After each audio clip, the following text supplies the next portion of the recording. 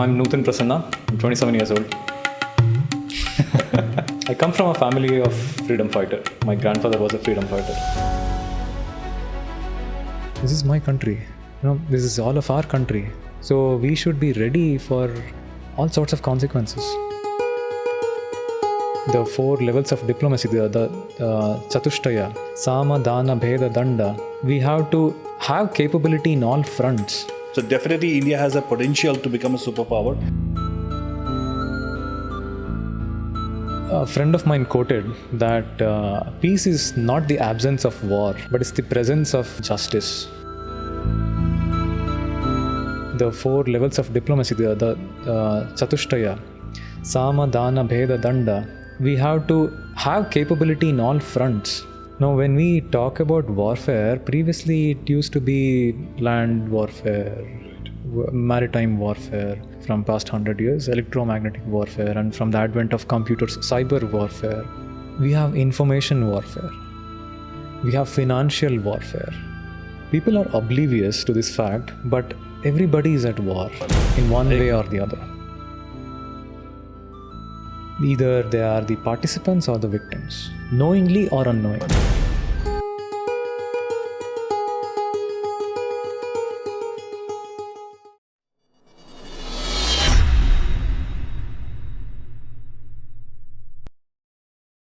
Okay, Nuthan, thank you so much for coming. And this is one of the discussions I have been waiting to have, because today I will get to know more about a startup that supports our military, Indian military, and the security force. So I'm very excited. But before that, it's more about you. I'm very keen to know about you. First of all, thank you for having me here. It's my pleasure. It's also an inspiration looking at your previous videos and your own journey. I learned a lot. So there's a lot of takeaways for me in my journey. And about myself, I'm Nuthan Prasanna. I'm 27 years old. And I come from a family of freedom fighter. My grandfather was a freedom fighter. And I grew up listening to those stories, and it was very inspiring. The kind of sacrifices their generation had to make so that we are sitting here today. Right. So that we can do what we want to do. We have that freedom. Mm-hmm. And so the whole journey has been, there's a lot of events in my journey which led me to converge to this point where I am as an entrepreneur in one of the challenging domains, defense. I would prefer to say military. Right. Because so it was my passion, knowledge, skills, and more so purpose. Mm-hmm. I felt it's my responsibility to do. There was a point in after 12th, I never knew about NDA back then. So I come from that college where we did not hear about those things. And when I went to medical, then I realized, okay, there's something called MDA, and I could have gone into it. From childhood, I always wanted to join the forces. But then at some point, I also got interested in science and technology to such an extent that I also had that realization where one country can have 10,000 soldiers on the border, and the other country can just have one missile. And we are a long way from those conventional wars where we watch that in the movies. Those movies which of those ancient times, mm-hmm. where 2 armies are colliding each other, and so that's not happening. That's what is called as conventional war, and that's not happening. The last one we had was in 1999. Since then, it's always been asymmetric and hybrid warfare. What that means is asymmetry refers to those imbalances in technology where like if I can have a missile and the other side can have more sophisticated air defense system, and the other side can take the most sophisticated air defense system using a 20,000 rupees drone. So this is called asymmetric warfare. And all these things led me to believe that the future is leading that way. And I had to do something about it. So that was my purpose. Before you talk about this, you're coming to the startup, but how did you start thinking about that particular product or the venture you have? When I saw your profile for the very first time, it was very captivating. Like I was totally, like I said, what is the story behind it? You did your MBBS and then you got into mechanical engineering. It's like two edges of the ocean, not even a river. So how did this happen? What is the story behind it? Okay. The journey started in kindergarten. I grew up, my dad, he never, he encouraged me to watch more of these documentaries on Discovery, Nat Geo and all that. So I grew up watching that. And there was one particular time in kindergarten, I was like 6 years of age. And in that documentary, it was showing, you go and stand in front of a door and the door automatically opens. It was like magic. Okay, wow. So that was the event which led me to science, to know stuff, how things work. And then I wanted to build such things. So my entire journey in school days has been on this. In class 6, we started like a group of people, friends, we came together and we like a secret society. We were designing things, like machines, transformers, things which, and we were also captivated by these superheroes, like having those kind of abilities. So okay, can it be possible? Can such things be done? So we wanted to find out. We wanted to understand. We started in class 6, 7. We started reading about calculus, biotechnology. Not to that level of designing. In class 7th? Yeah. Wow. I'm still like struggling. So that I wanted to understand how things work. And back then we did not differentiate between science and technology. We did not know what is science and what is technology. We were just motivated to get as much information as possible in whatever ways. So we were designing these things, and in class 4, one of my uncles, he had asked, "What do you want to become when you grow up?" I said, "Scientist." And that kept on changing. Like once I was inspired by science, so I said scientist. And one time there was like, okay, engineer. And at one point, football player. And at some point, soldier. And I'm also like good in art, sketching. So I wanted to be an artist. So everything converged. In terms of habits also, like football, I represented, I went to state level. Wow. I represented Mandya district when I was... What is your position? Huh? What is your position in football? You're a center forward? In class 1, like in our school, we were encouraged to play football more than cricket. So we had that enthusiasm. I started in the forward. Okay. And then middle. And then because of my physique, I was put in the defending position. And in class 9 and 10, I became the goalie. One of the best. We won both. Like we had this inter-school competition, and both the years we won. Oh wow! It ended up in penalties, and we won there. So that was taken care of. Football player, and I also like went to that state level. Did not continue from there. And then science, engineering, and all this, it converged. So in class 12, I did not want to write biology in CET. My dad was like, I was interested. I was definitely studying everything I was interested in. I wanted to learn stuff, but not take medical as a career.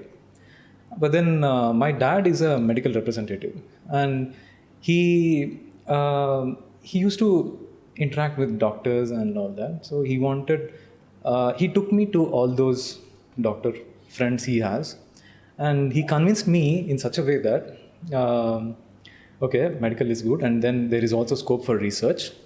Once you complete medical, you can do research. It's like okay, and then I thought of giving it a chance. I wrote biology. I did not study, but got a good rank. Wow. So I got a Did you seat take in, the admission as well? yeah. Oh, wow. I got admitted in Mandya Institute of Medical Science.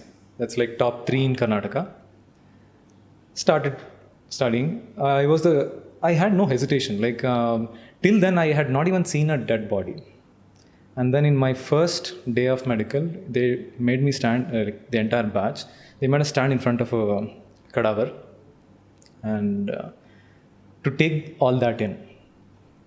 So that was also my journey, the beginning of my journey, and also a realization of what a human life is.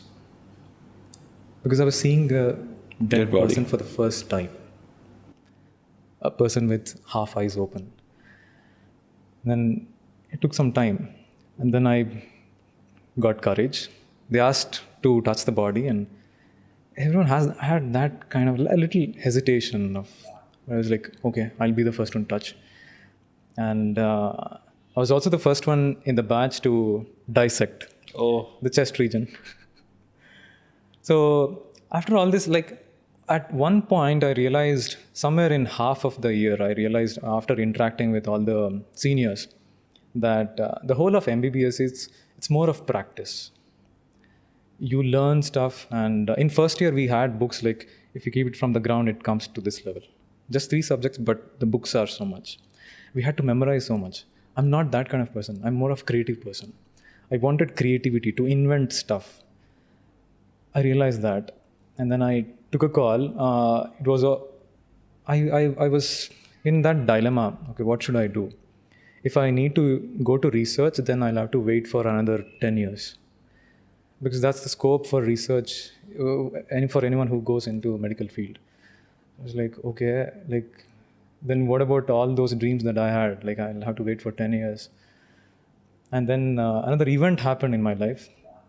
My grandmother, she was diagnosed with a fatally ill disease, and there was another realization I had.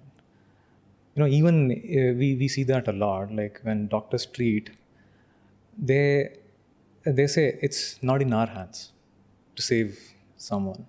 They have done their best, but it's not in their hands. They say it's all left to Almighty now. Mm-hmm. I was an atheist back then.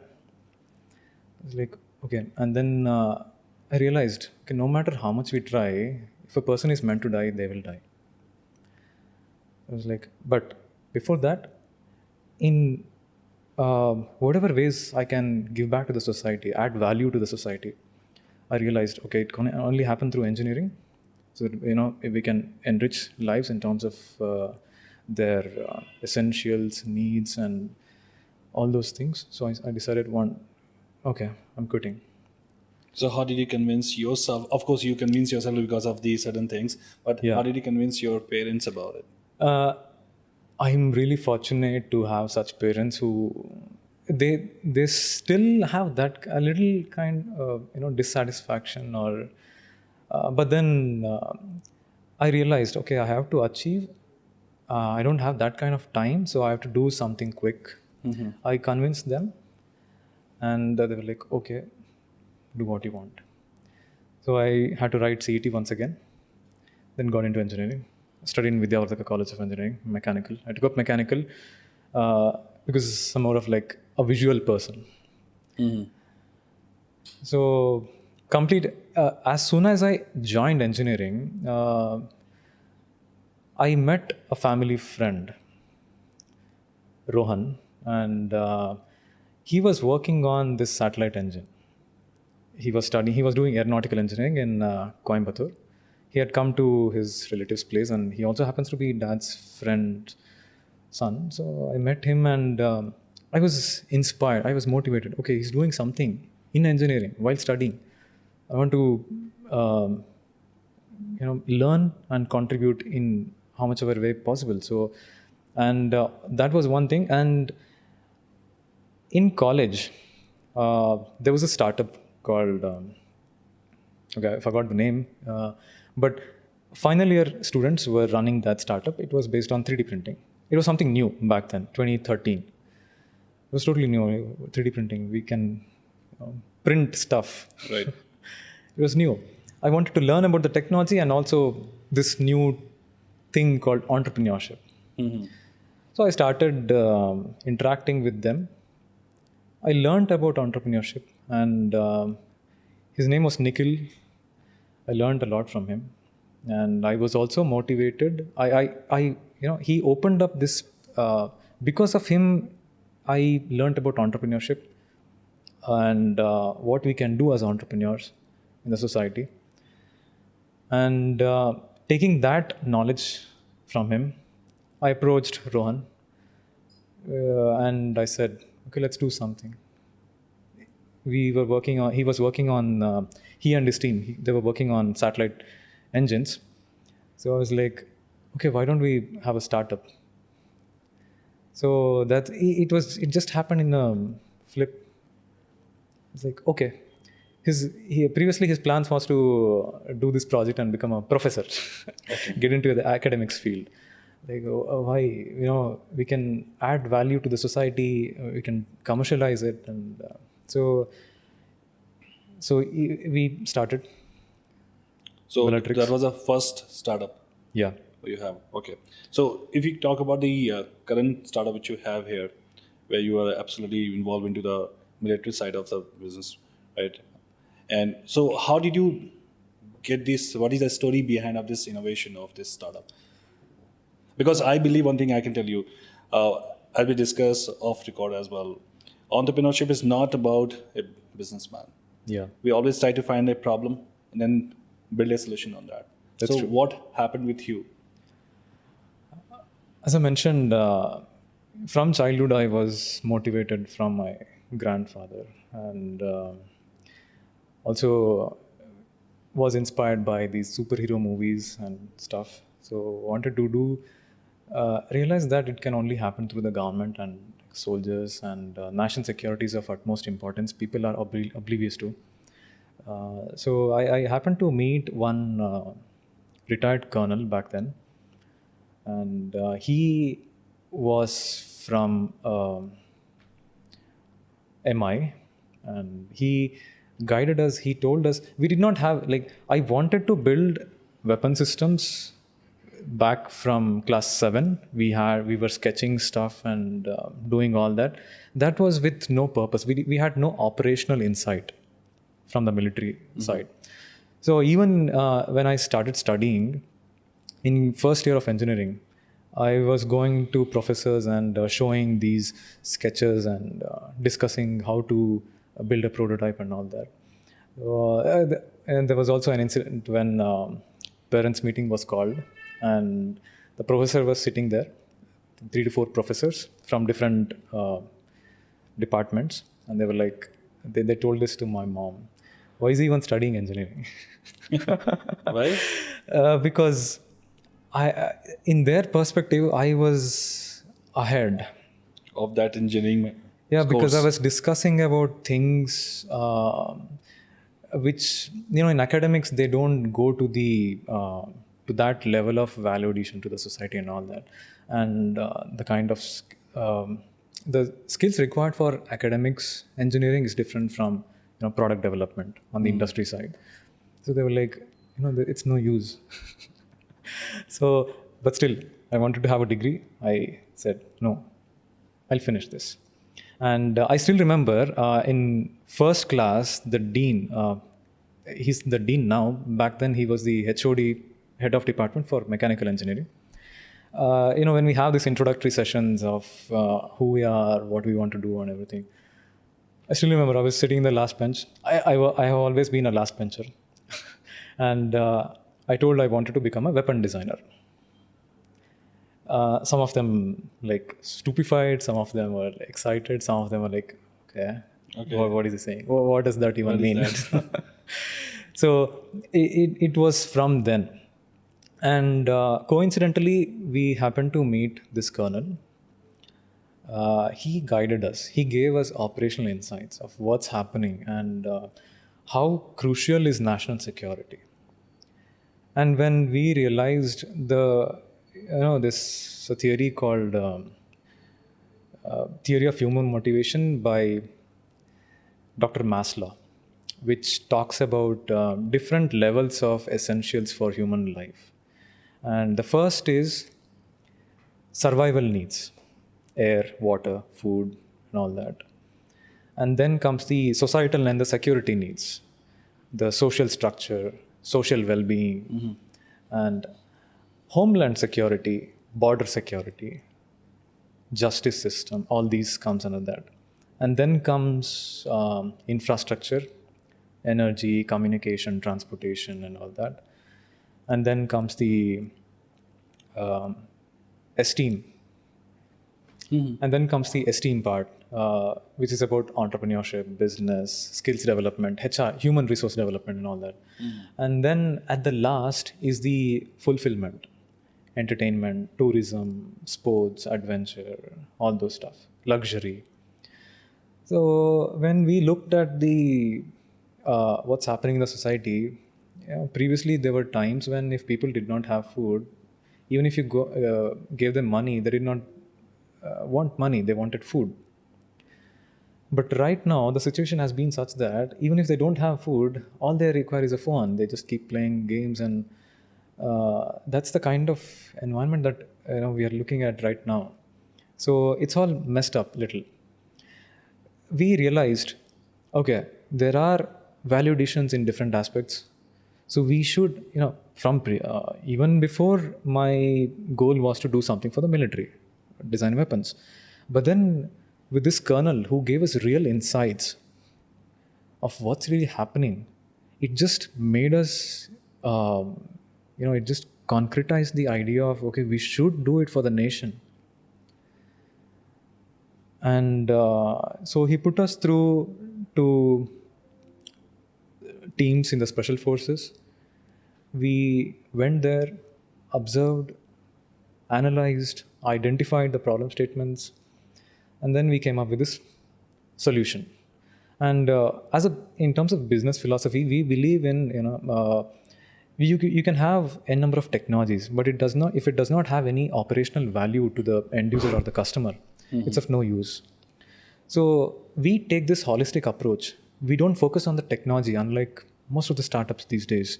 We focus on the solution. And to develop the solution, whatever capability we need to develop, we'll develop that. Because in terms of technology, as an engineer myself,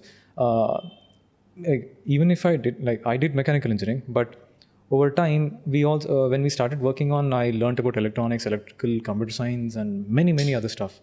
So I can speak all of those languages. I realized anything can be developed within the realms of science, of course. So any technology can be developed. What's required is that, that key insight, that crucial insight into the problem. Identifying the problem statement is the most important aspect. And when it comes to these critical areas, especially in the military sector, the problem statement does not even come out. Most of them. Yes, now, all the forces put up the problem statements, but there's a lot of process behind that. At the ground level, the soldiers and Jawans who are facing the problems at the ground level, for that to reach the top level, it takes around 1.5 years. By the time it goes there, and then there's a systematic process involved in all that. We don't want to get into that. But what we are lacking is, when there is a solution for that problem, it would have been too late. The problem would have evolved and the solution would be irrelevant. So we understood this. So our approach was talk to the end users, identify, and there's a saying, it's always good to have third person's insight. Right. So since they were involved in the missions, there are areas where they oversee certain aspects. They just consider it to be part of their standard operating procedure. So they're so used to it. But we understood the problem statement there, and we told them, okay, this is the problem. And till we told them, they were like, okay, maybe, but is there any solution to it? So what is a product? Okay, right now I'll come to that. What we developed was a communication system. It's called a tactical communication system for special operations. When we talk about special operations, okay, the best example is the movie Uri, where they give you an insight of how it's going to happen. Not exactly the same way, but similar to that. So there are areas where soldiers are not able to communicate with each other. Certain phases of the mission. Okay. And that lack of communication is leading to lack of coordination. And they are trained for that. They are not. The problem is, they have radio sets, but they still can't use it because during urban warfare and jungle warfare, the surrounding areas are so silent. Literally, a whisper can be heard at a large distance. So the element of surprise is what gives an tactical edge for our forces. And to maintain that tactical edge, they cannot talk. They can't speak. For that reason, they are not using the radio sets. They are relying on body language to communicate with each other. And in most of the movies I have seen that. Yes. Like action. Similar to that. Yeah. It need not be just hand gestures. It can be even an eyebrow movement, which means something to the other soldier. Right. So this is the situation. But for that to work, the soldiers have to be in line of sight. Right. If one soldier is on one corner and the other soldier is across the corner, there's no line of sight. Right. So they are relying on pre-training or like their training. And no matter how much the soldiers are trained, during the mission, you have no idea what will happen. Exactly. There's a lot of uncertainties. Yeah. So one of our mentors is from NSG, and he says, no matter, like, we have plan A, plan B, plan C, but the moment a gunshot fires, all the plan goes to the dustbin. Right. So during these phases, we got insights from the forces that they are not able to communicate for 40 to 50% of the time. And then that's a huge thing. Like when they are at those most critical times where they are required, they need to communicate to engage the enemies. They are not able to communicate. And most of the casualties during 2008 Mumbai attacks was because of this. One of the most prominent example we have. Issues. Yeah, that's on the public domain. Right. And we have also got the numbers that the last time we went to a conventional warfare was in 99, Kargil. After that, there's not much of a conventional except for a few standoffs here and there. We have not witnessed any conventional war. But when it comes to special operations, that's happening every day. And in those areas, there are no innovations for them. So we understood the problem statement, discussed with them, brainstormed, we sat with them, and then came up with a solution. We developed a tactical communication system in which they can stay communicated for 100% of the time. Okay. That's innovation. It's based on... So when you say they're going to be connected, how does it work? Like, is there any, like, again, if you are in that particular area where you can see, you can hear any small, tiny sound as well, how is it going to work in that particular location? I'll tell you how our system works. It digitizes the human motion. It's a vast array of sensors, processors, and everything which is fit in the uniform. And it digitizes the human motion. What they were trained for, body language, we are reading that, and we are translating into the intended message, and it's being communicated to other soldiers. You have to be properly trained on those things. Like, take an example, like if you put that system in the uniform, and we say that. No, there's no new training needed. They're already trained for something. Okay. They have standard operating procedures for how they need to communicate. Each unit, Can you give me an example of it? like this might be stopped in general sense, like this might be stopped and this might be go forward, or it can be even as trivial as an eyebrow movement. Each team has their own set of body languages, so they don't need to train for that. No, but your system, how does it work? We have sensors throughout the body. It integrates with the uniform and it reads those gestures, body language, and then it converts it. There's something called data fusion happening, and signal processing understands what that intended body language was, and it shares it to other soldier. So if you have 50 people, right, and if they're into a war, 50 people have a 50 position and a mindset. Yes. You never know, right? Yes. So this system, how it will work when we have 50 people with different things are happening. Okay. In How terms they of gonna create that coordination part? in terms of communication, there are one is broadcasting. When the current radio sets which they have, like when they press the button and speak, it's broadcasting the message to everyone else. There are different channels which they can tune into and create sub networks. A group of, let's say, 3 individuals on a separate channel and 3 individuals on a separate channel. So they can do all that. But it's mainly broadcasting. So we are relying on that. We use the same methodology, but our innovation lies in its the modality. One aspect is the modality, where the soldiers were talking. They had to talk to communicate. Now they don't have to talk to send their message. And also another innovation is now the transmission side, it's AI. On the reception end, they can hear the message without exactly hearing. I beg your pardon. This is very interesting. So first of all, so in this particular product which you have, so we have AI involved into it. And there's a lot of technologies. So if I talk about AI, machine learning, IoT, or RPA, robotic process automation as well. So we have all those not things? exactly automation. Yeah, AI. AI, data fusion, Also. big data, a lot of other technologies. As I mentioned, we don't focus on the technology. It's anyone can develop a technology. It's the solution what matters. Yeah, exactly.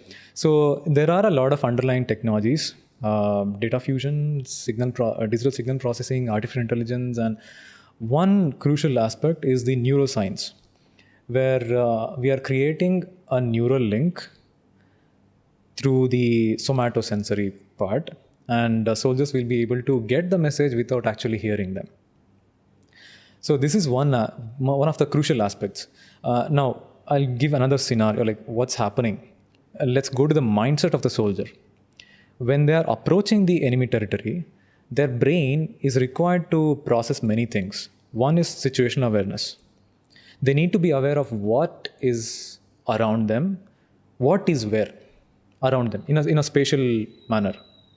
They have to be aware of that. And then threat assessment. They know what is where.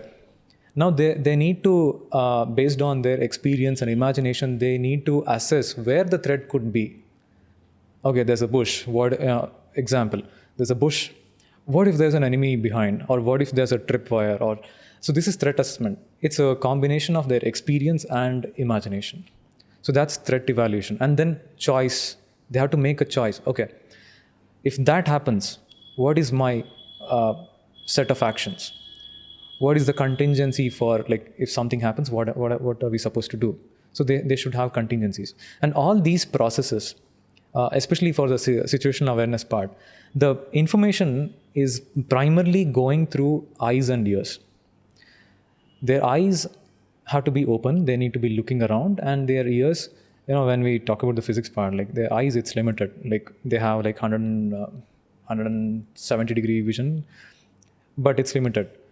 But ears, it can get sounds from 360 degrees. So they need to be aware. If they are plugging a earphone during those critical areas for communication with each other, there's a trade-off in how their brain is processing. They need to listen to that as well as what's happening around them. Let's say if someone is coming behind them, an enemy is coming behind them, if the soldier is busy in communicating with the other teammates, they can't listen to it. It's like, imagine, we call this sensory overload. You're driving a car at 120 kilometers per hour, and if you're given the task of, let's say you're driving the car in the middle of a busy street, okay, so where will your concentration be? It has to be on, like, how should I maneuver? Right. Your brain is also doing all these three stuff. Now, if I put in more, like, you're given the task of, let's say there are few friends of yours in the middle of a crowd. If you need and you are given the task of identifying those friends in the middle of 100 people while driving 120 kilometers per hour, is it a sane task? No, it's going to be difficult, I guess. It's totally difficult. Right. You need to keep your eyes on the road and also There's so many things you're already doing, right? Exactly. This is sensory overload. Right. This is happening. So we realized there's one technology which was developed. It was proven in the lab scale back in 1960s. So we thought, okay, there's a technology. We can implement it here and improve their situational awareness in real time. So we solved the communication part. They can stay communicated for 100% of their time, the mission time, and improving their situational awareness. And also another aspect is, previously when they are not using the radios, when they're not talking, unless they have body cameras, which is not much used, the mission commanders, they need to have awareness of what's happening in the mission so that they can take calls, whether to send additional deployments or to abort the mission or for whatever reasons. So they need to be aware of what's happening in real time. Currently, when they're not talking, in every team there will be one person for communication. That's called strategic communication. The task of that person is to tell what's happening in the surroundings, and that communication will be given to the mission headquarters. That is limited to that particular person. The mission commanders are not aware of what's happening with everyone unless they have body cameras, which is not widely used.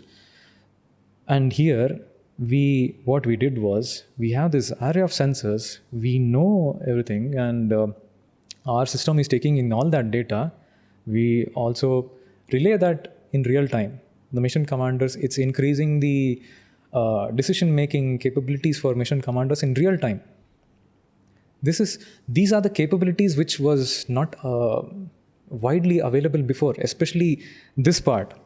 So do you have any competition in the market right now? Because do you see any product is already available and you made the enhancement, or it's a very unique product you have?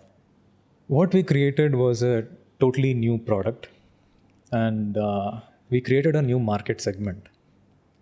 So we believe in this business philosophy called Blue Ocean Strategy, where it all talks about making the competition irrelevant. Either create a new product so unique that the others can't compete, or create a new market segment. So this is what we have done. Right now, we don't have a competition. And we have a line of technology roadmap and enhancement and value additions to these missions, which we have planned. This insight others can't have. So this is the kind of USP we have. And this is something which I believe that, this is going to be a unique product. Why I'm saying, because what are the top 5 companies or startups we have, they claim that they are into defense support function and all, but they are making drones. There are more than 1,000 companies in India making drones. Drones, yeah. So this is the first time when I get to know about this particular part when you're talking about this communication part, and this is a very, very interesting as well. So when you talk about the defense part, so have you taken any kind of approval from the Ministry of Defense? Because there will be a lot of regulatory affairs we have to build such product, isn't it? Approval in the sense, till now, to build a prototype, we don't need any approval. We just need insights from what's happening, and that's also difficult to get in because of the mentors we had. we were fortunate enough to understand this problem statement, and we are really fortunate to add some value, create value for something as crucial as this. And this is one of the products which we are working on. We widely focus on electromagnetic and cyber warfare. That's the future, because in warfare, when we talk about warfare, so there are various systems: land systems, maritime systems, aerial systems, space systems, all physical assets. And in future, even space will be weaponized. Most companies are working towards that. And the enabling factor is communications and the electromagnetic spectrum, which was overseen like till now. And it's only it's taking more and more center stage with the recent wars which we are witnessing. So electromagnetic warfare is what enables all the other systems to function in a coordinated manner. Now, without communication systems, two teams can be attacking. They will have different mission objectives, and they are required to accomplish those missions. But for them to coordinate, there has to be a communication link between them. And only with communication, they can coordinate their attacks or for any of to accomplish their mission objectives. So this is a very, very crucial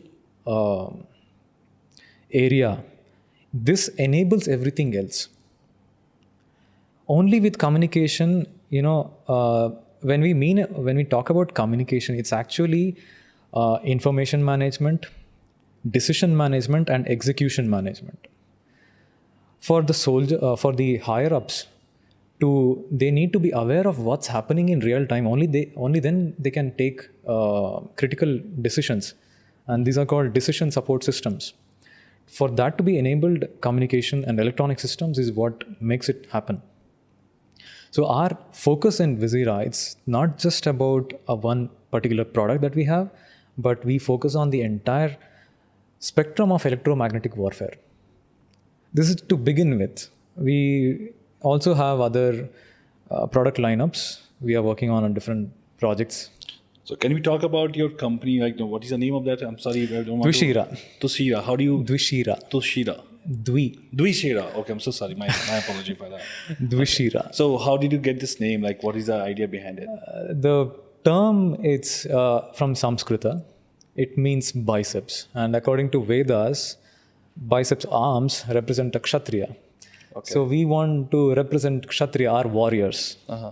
So that's the story behind the name. Okay, and what is the current team size we have? Who are involved? We have 9. It's a team of 9. And they all are based out of Mysore? Yes. Okay, so do we where exactly we are at, with this product? It is about to get deployed, or still under the scrutiny process? Okay, when we talk about this particular product, the prototype is ready, and like in terms of validation, it's the end users have validated it. Okay. In 2020, we were one of the 10 startups Ministry of Defense had selected to showcase during the DefExpo. Okay. And then there was an incident. There are protocols when the Prime Minister was supposed to visit. So we were told certain protocols, and we were supposed to follow that. And one of the nodal officers who was responsible for all those 10 startups in that zone, he told us, like, since it was a wearable, he told me to wear that rather than keeping it on the table. It's not that appealing. So he told me to wear that on the day of the Prime Minister's visit. And I wore that. And then we were told to evacuate the entire complex so that SPG does a security sweep. I went along with other startups. We had breakfast, and then we were going back. We realized the entire building was taken up by SPG. And then there was a realization. I realized what mistake I had done. I had wore that. Nothing was supposed to go out. Oh, okay. I was about to ask you, you were still wearing that. And security check was happening. They were calling out names individually. there were 3 levels of security, CISF and Lucknow police, and there were many other units, SPG of course. On the previous day, they had taken the list of the showcase exhibits, and we had given the list to the Lucknow police, and maybe due to lack of coordination between them, like it's all stressful moments. When SPG had taken over, that information was not passed on. I realized what what could be the consequence, because it's a wearable. There are wires running all around the.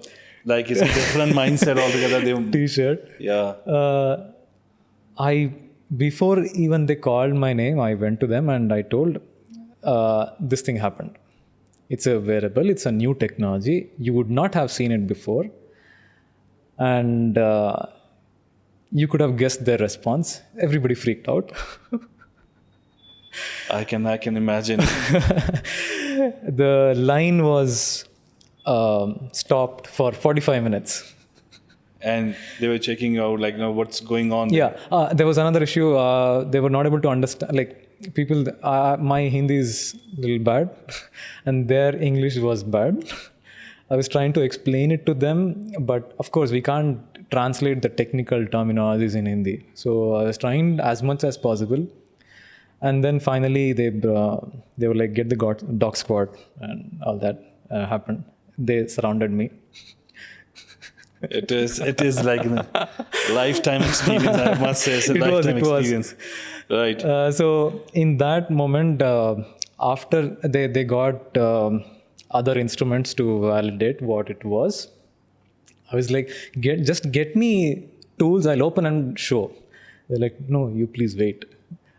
For lucky me, they were diplomatic. Oh, exactly. Yeah. I was not trying to panic, and they were also not trying to panic, but they were spooked for sure. When they got I told them, give me the tools, I'll open up and show what's inside. And they were like, please wait. And then they got some instruments, checked it. There was a sigh of relief. And then they asked, what is this? I explained them. I told them it's the first in the world. Of course, you wouldn't have seen such technology. And then I was sent inside. The PM visited. The same day, we got a call from NSG, National Security Guards.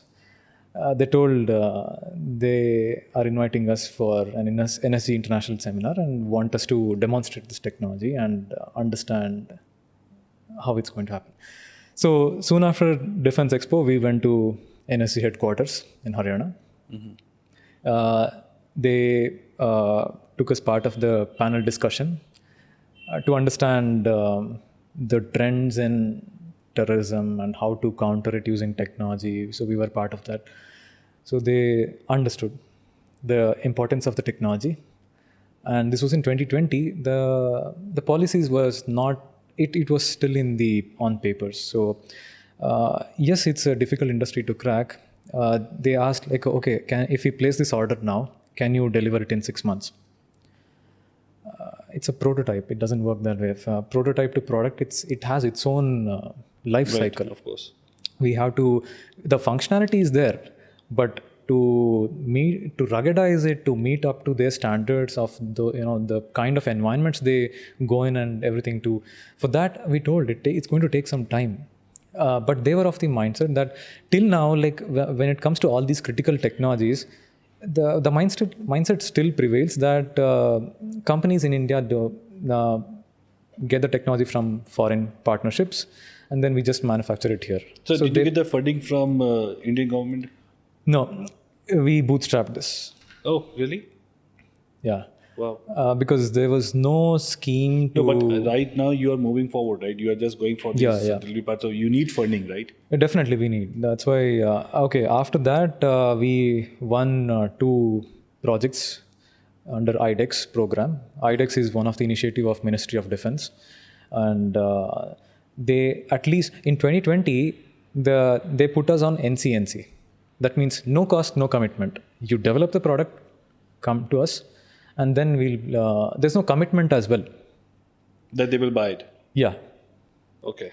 So that was how things used to happen in the defense sector.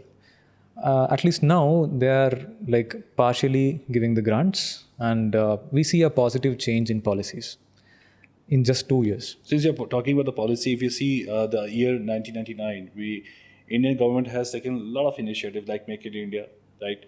Startup India, and of course Atmanirbhar Bharat, right? So did you get any support from these initiatives? Yes, we did. In not the ways we wanted it to, because when we talk about all these initiatives, especially in the military sector, Atmanirbhar, what they're meaning is it's for the manufacturing sector, not for engineering, not exactly for engineering. So most of the technologies, they are encouraging companies to get it from outside and then integrate it here or manufacture it here, test it. I have a question here, Nuthan. In Atmanirbhar initiative, they wanted to support 250 startups. They are supporting the defense or the military industry. Definitely. And worth like $79 million, something like that. That's true. That's the policy. That's why we are very positive on that aspect. We are seeing those changes. It's happening. But when we started, it was not so easy to get in. And the initiatives now are really good. We are hoping to, after winning the 2 projects, we'll be getting grants and from the Ministry of Defense to develop that. One of that is also in the same domain, communications. It's part of the electromagnetic spectrum, and so from all that, now we are at that point where we are looking for investment to take it forward. So when you talk about the investment, is it required you can have only investment from these initiatives, or you can also take external VCs and angel investors? External investments as well. Okay. Yeah. So there is no demarcation, there is no restriction from the government of India that you can't take this? No. We can even take investment from foreign company. FDI as well? FDI, yeah. Okay. That is a part of Make in India? Yeah, that's there. But there are regulations in terms of exports, and like we are not supposed to export it for certain countries. Take an example, China. We can't export it to them. One of the SoftBank, right? SoftBank. SoftBank is one of the investors. They are investing everywhere. Yes. And it's based out of China. Yeah. Right. So if they are willing to do, then investments. We need to check into that. Okay, that's fine. We talk about so many things about your product and the company and everything. Now coming to the more interesting part here, your entrepreneurial journey, right? And I am on the same boat the way you are, right? But still I want to understand, what does it mean to you being an entrepreneur? What is the exact meaning of entrepreneurship in your book? So to me, entrepreneurship, it's all about doing things differently and trying out, taking the risk. And, if you ask me, the biggest risk is taking no risks at all. And so entrepreneurship, it's all about, value addition to the society, and in a way that we can try out in different methods and take responsibility for that, be accountable for that. So are you looking for quick ROI? On the business front, yes, we have to. Okay. But do you know that it will take some time, because... Definitely. Right. Maybe another year when you actually say yourself that, okay, I'm into the profit, right, business model, right? Right now, I don't think so it's going to happen. About this IDEX initiative, once we complete the user trials, we can expect an order within 6 months from the trials. Okay. So and that's how much you are ready for that to get into the production? One of that is a software, so it doesn't take much of testing. Oh, okay. It does. There will be simulations and everything, but it's not as rigorous as an hardware equipment. So we plan to complete that in under 12 to 15 months and can expect an order in 18 to 24 months. It's not from defense? From defense. From defense as well. Okay. So can you talk about, see, you said that you have 9 people in your team, right? And Yeah. I'm going to talk about the challenges what you are facing here. Because see, I did not experience that part because I do not have any partner. I'm the solo player here. But when you have a lot of people, how do you understand the tenacity of the, founders? What is the mindset? Like, how do you do the collaboration? It's very important. That's the most important, if you ask me. And one thing is, we all come from different backgrounds and experiences and knowledge and skills from different domains, but driven by a common purpose. Like if you ask me, we wake up every morning thinking that if we did not have this, if we were not building this system, imagining a scenario where this system does not exist, the kind of negative impact it would have on the national security. So that drives us. Everyone is driven by that purpose, and it's so that's what brings us together. So they all are 100% into this Yes. startup. Yes. They're doing nothing. No. Oh. This. Okay. Now, because sometimes I have seen that if you have a different direction, right, and if you get a businessman mindset, it's not going to work in this way. So Definitely, it's also one of the most profitable business areas. no, if you ask it me. is. See, ultimately, if you see as an entrepreneur, you have a long visibility about your product. Yeah. Finally, you put the efforts, you see the changes, and then you expect ROI. Yeah. Being a businessman, the moment you put the money, next day I will think about, where's my profit and loss? We do expect investors to understand the kind of area we are dealing with. So we have some expectations and of how their when we talk about ROI, yes, definitely, because that's the whole point of business, for profit. But the thing which we expect from the investors is that they should understand a bit about the industry we are in and the kind of impact we are creating in the whole industry. We are creating a new market segment, and the value addition we are giving it to the soldiers, the commanders at various levels, and in turn the value addition we are creating for national security, we will be. So that's the we want investors to understand that. So, part. do you have like current investors into this business? Till now we haven't raised any. We were bootstrapped. Bootstrap. Okay. Now we are in talks with few investors, and we are happy that they are understanding, some of them. So, when you take the help, it's very difficult to drive and create the same mindset, because if you take I can give the example that in one of the articles of Ratan Tata ji, I was hearing it. They say that Reliance industry they are the businessman. Yeah. And we are the industrialist. Yeah. Right? Because they want to have the monopoly. Whatever the business they get into, they just want to own that business. Jio is one of the examples they have. They have destroyed the complete, digital world, right? They are having that control now. But as an industrialist or as an entrepreneur, we all want to grow with others. This should also grow. That is our whole objective of being an entrepreneur here. Definitely. Right? So when we take this help from the, investors, they don't have any idea. They just, there's a business, there's a defense, let's get into it. How are you going to handle those people? Every lock has its own key. And we just need to find the direction to find that right key. So it's all about understanding the objectives, and that's where discussion happens. We want to understand, this is our objective. Okay, what is your objective? And this is our goal. What is your goal? So it's all in the discussion. So when it's my opinion, and I did not experience that part, so I'm just trying to get the idea from you. If you take the help from VCs, right? They are the real businessman. Yeah. They do not invest the money at the beginning of your startup. They will come into the picture when you have already 3 years, 4 years, and they will try to spend the money. But angel investors, they are the people who are ready to invest when you are founding your goals and everything. So do you also approaching angel investors, or you're also looking for VCs? Okay. The thing about military is there are no, when we talk about VCs, they have certain focus areas.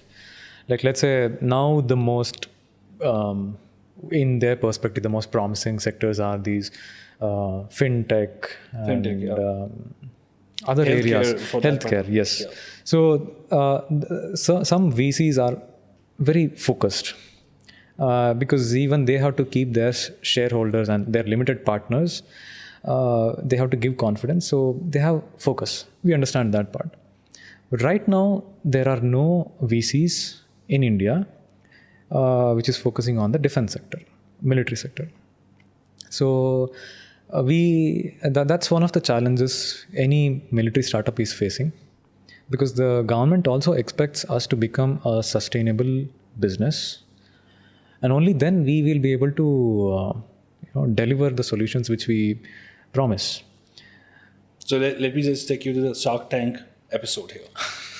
And you are here, and I'm one of the sharks. Okay. So if you have to, I'm already very interested in your product. So what is your offer and how much you're expecting? When we talk about B2C and B2B, especially B2C, this strategy is different, the market approach is different, go to market, and the financial metrics is different. Different, right? So when we talk about that, most of the investors are of the mindset that, okay, show us the volume. In defense, it's not about the volume, it's the price per volume. The volume will be less, but the price will be more. And when we talk about that, let's say tomorrow, if this is happening, one of the startups recently got an order worth 150 crores. And so that's the kind of numbers we are speaking at. How you are creating the awareness of this product in the market? Of course, your market is not the B2C market. It's a very specific market. It's not even B2B. Yeah, not even B2B, not B2C. It's a differently, very different market, and with a lot of demarcations, a lot of protocols, regulations. So how you are creating the awareness about this product among people whom we are targeting right now? Even you talk about the VCs and everything. If they are watching this video, you can get some idea about it. Till now, we were in that stealth mode, and our approach was totally through contact the forces directly, talk to them, discuss with them, understand get their insights, and innovate and improvise wherever possible. So that was our approach till now, and we did get certain visibility through Defense Expo 2020 and Defense Expo 2022, which was supposed to happen. They say it's postponed, so hoping that happens. So these are the visibility areas for us, and conferences and workshops from the military. So this was our approach till now, and from now it will be again. We can't expect the kind of marketing the other players in the B2C and B2B does. So I have a question here, so I want to understand one thing here. As we discussed before capturing this video, I want to understand when you go and when you pitch to investors, no matter who is there in front of you, what you have in your mind and how do you do that? That what is the appropriate approach we have? First thing, even like business VCs or anyone or strategic investors for that matter, first they want to validate the problem statement. So the first objective will always be to explain them and create, in our case, create awareness about the problem statement, and then give them confidence about the validation that we have done and the process that we have gone through. And then we come to our strategy, and later about the financials, projections, and the investment we require, and how we'll be utilizing that investment. So these are all areas that we'll touch upon. So they also anticipate you talk about the forecast of the profitability of this product as well? Definitely, yes. So it's all about confidence building, and the first confidence comes through understanding the problem statement, and then the solution that we have come up with, and telling them how or why is this solution better than anything else, if anything else exists. In their terms, next best offering. Next best offering. Yeah. Okay. So we talk about, they want to understand about the next best offering, if anything exists, and then credibility of what we have done, and validating it in terms of technology, it in terms of operational means, and how it's going to add value to the customers. So this is first is the confidence building part. And then after the confidence building part, in terms of problem solution fit, then we go to the strategy. In general terms, go to market. What are the actions, set of actions we are going to take to, as you rightly mentioned, create awareness, and the approaches we need to take, understanding the procedures involved in this. So they expect us to know things about how we are going to take the product, who is the authorizing person, and what is the process, how long is it going to take, and all these aspects. And one of the few of the hindrances in the VCs and strategic investors to get into defense sector or military sector was this. We got one of the feedback we got from a potential VC we are talking to, who are interested in the technology and wants to understand more. That's a very, I mean, we are lucky because not many wants to. As soon as we wrote out mails, they were like, okay, it's defense sector, we don't want to get into that. So few of us, because few of them. I'm sorry to interrupt, because they are not interested, because there's a lot of, they're also skeptical about this industry or the approvals. That has been the industry from past 70-75 years. Only now things are changing, because still now we were the largest importer of weapons. World's #1 importer of weapon systems. So this was the scenario. Only now there are companies and startups like us which are getting into this and understanding the problem statements and trying to add value and monetize through that. So it's just lack of awareness in this domain, I would say. But given the chance, if they are interested, we are willing to explain them everything. So in that sense, there are few VCs who we are talking to right now. And we were lucky to that they want to understand the industry. And few of the feedbacks they gave was, okay, what about the sales cycle that we have heard? It's very long in the military sector. It was previously, definitely. And now the current policies, it has brought it down to like 4 to 5 months, all the way from 2 to 2.5 years. Now it has come down to 4 to 4.5 months. And this was one of the point. And other points were regulations, once again, for export. Can we take this to the global market? Definitely, yes. There are only restrictions in terms of Ministry of External Affairs releases a list of countries, where a few list of countries or rogue countries are in terms of our diplomatic stand, where we should not sell these equipment.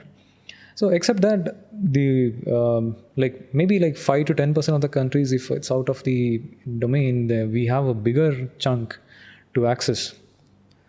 So this is one area. And the testing, definitely testing is previously it used to happen for anywhere between 6 months to 2 years.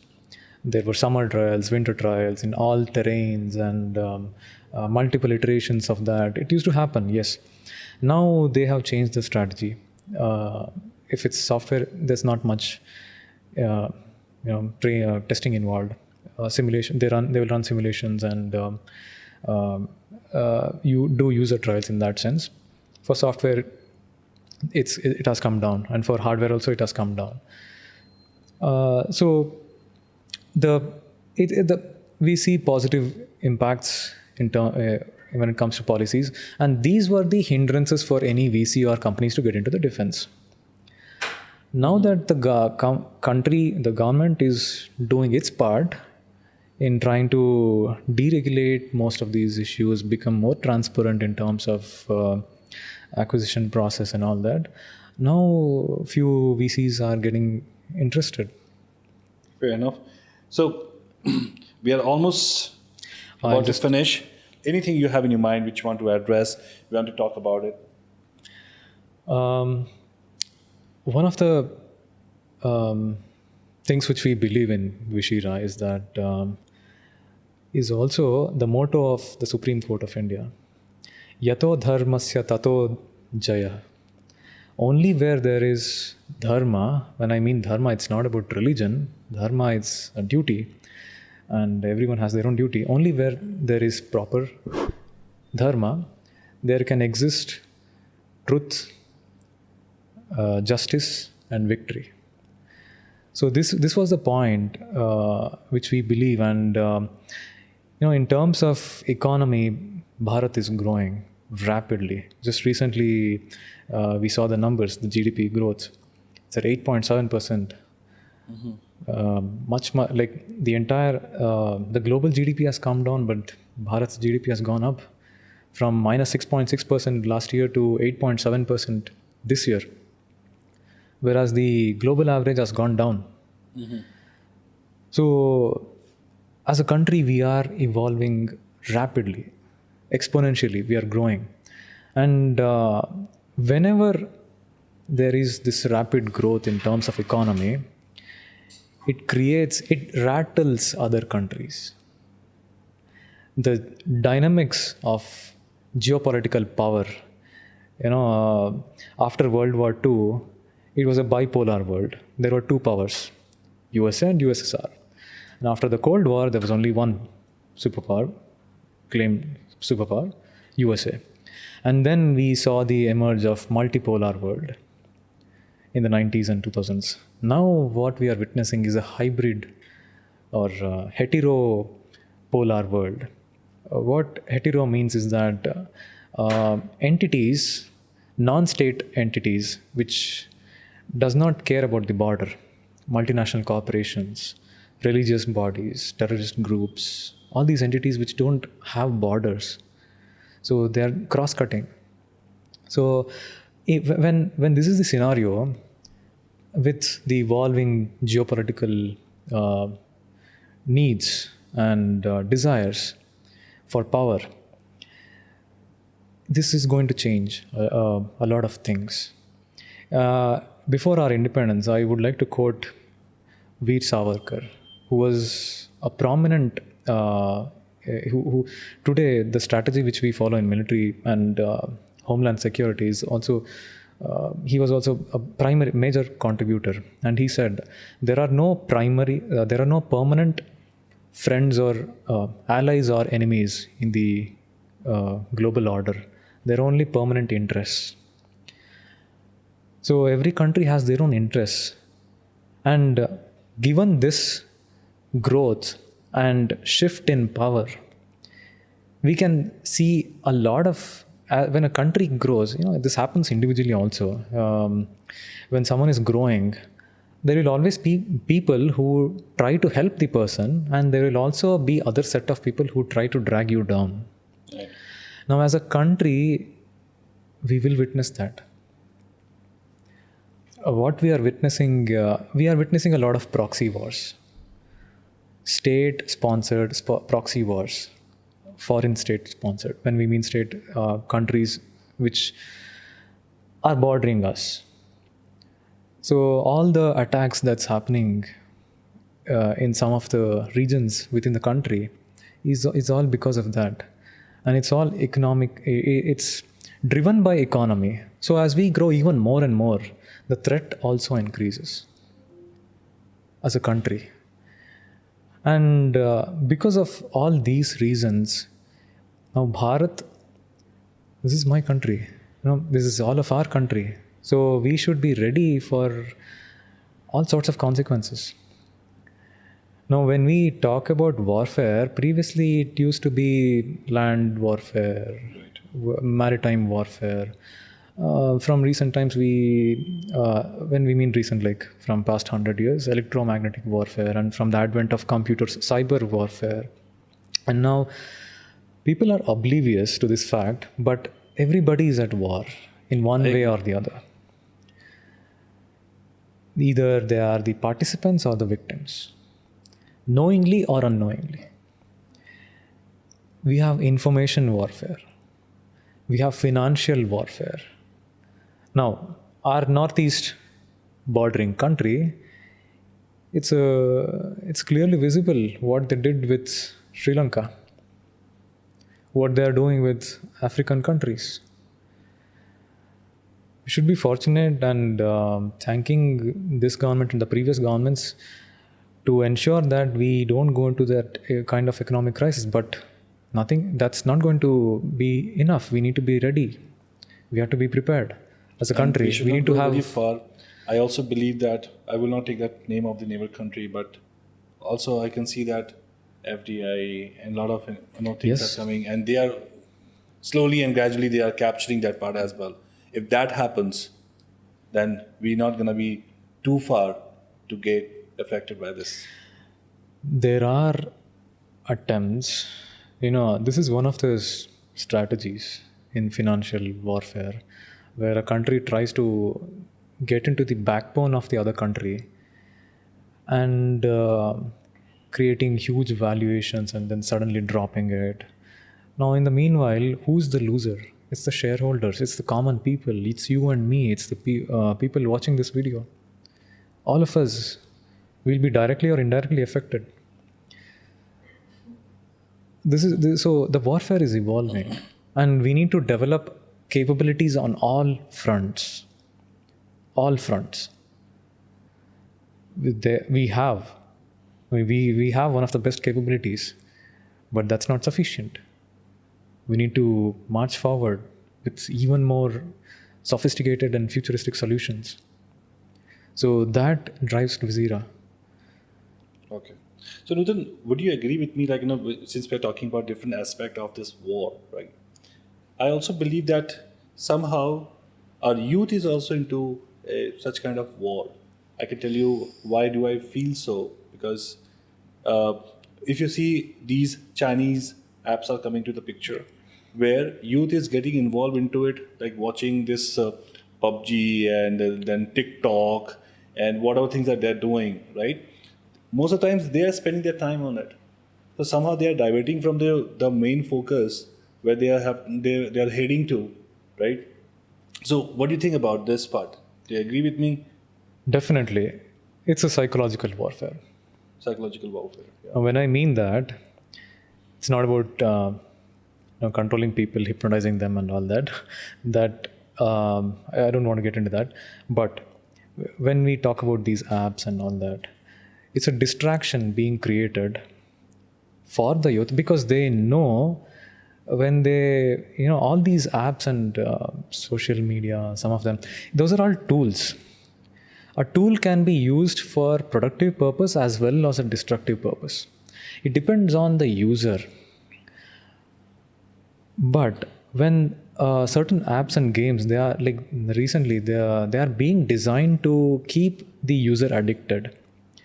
It's neither creating productivity nor destroying, but in a sense, it's distracting the youth from reaching their full potential and contributing to the nation.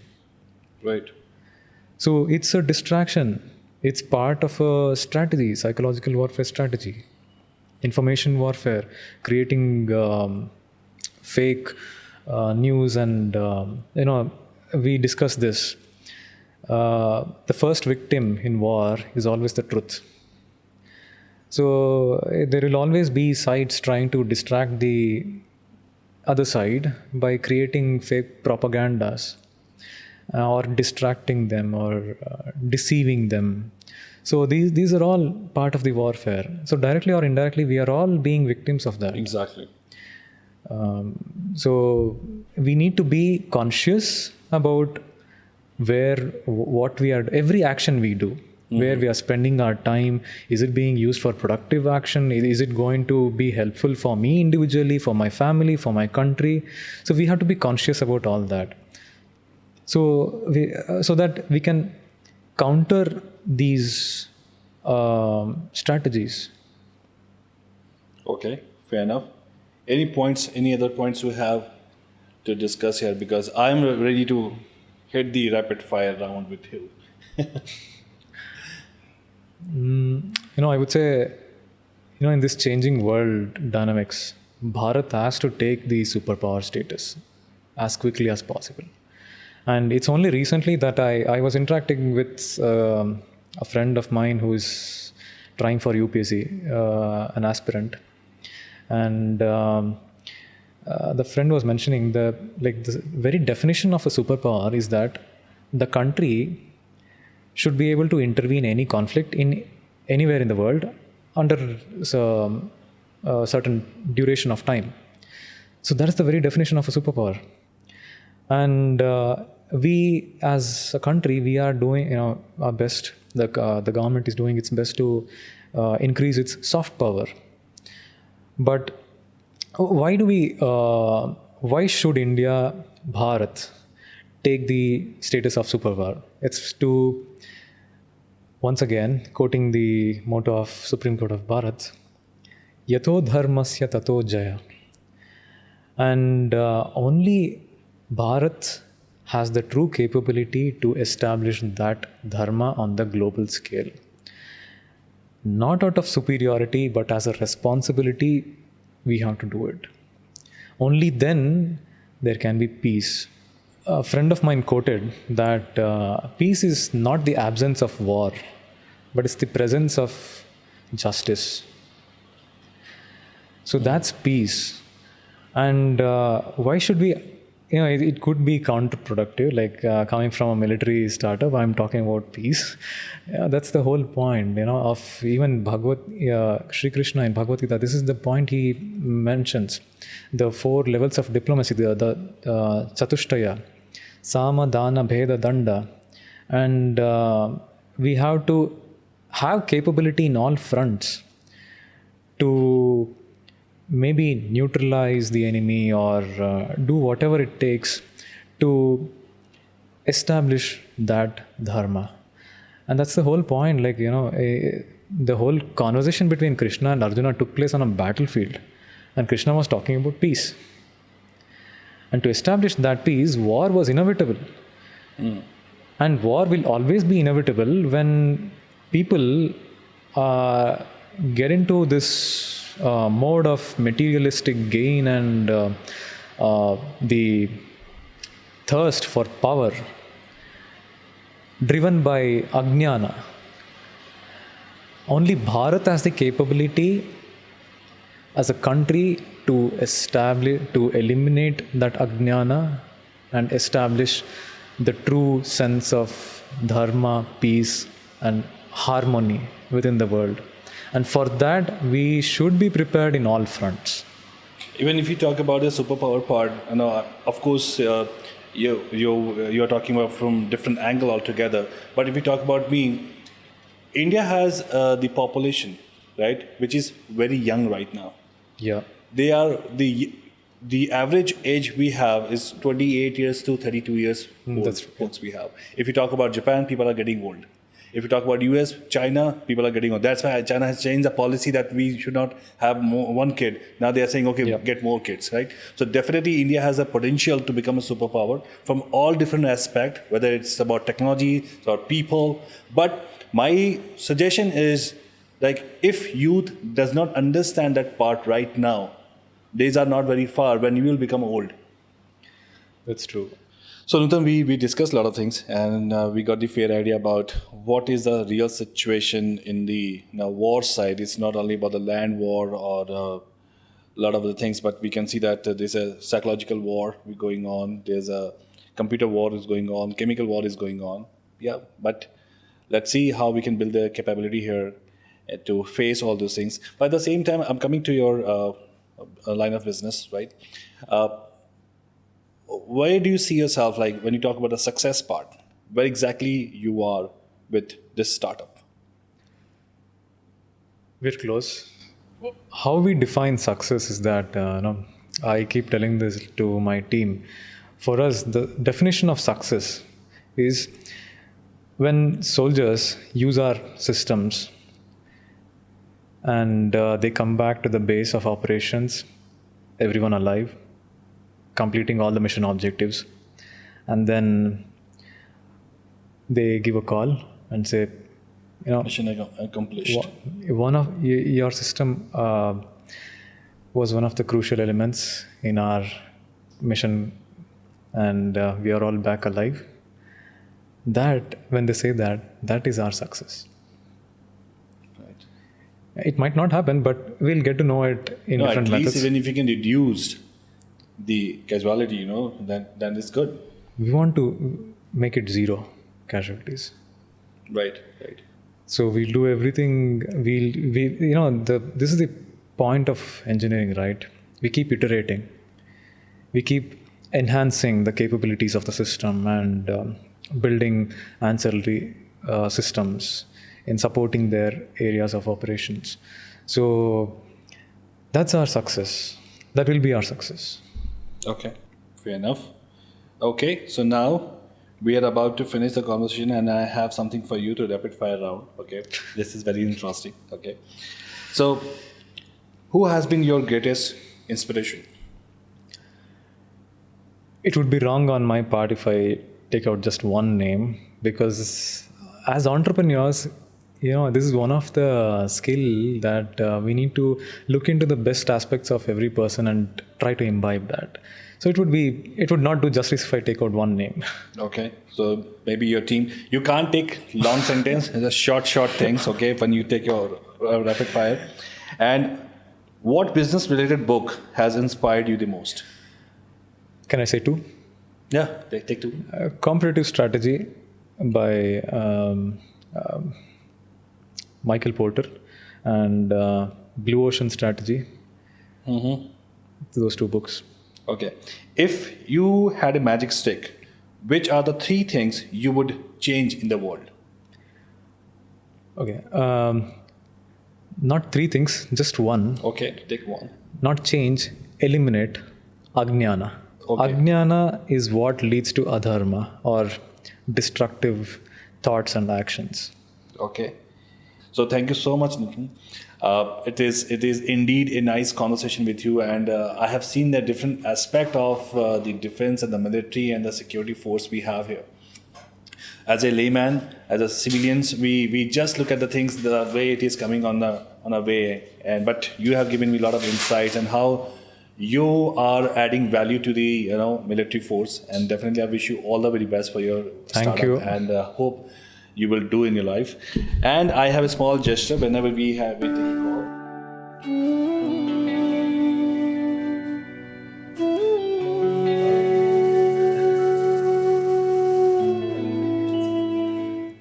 Okay, guys, this is the conversation with Nuthan, and definitely you can visit his website and look at his profile on LinkedIn. In case if any of the VCs or any investors watching this video, they are interested getting into this business model, Nuthan is the right person to talk about it. I will mention his details in the description. So guys, thank you so much for watching, and tab tak ke liye bado ko namaskar, choto ko pyar.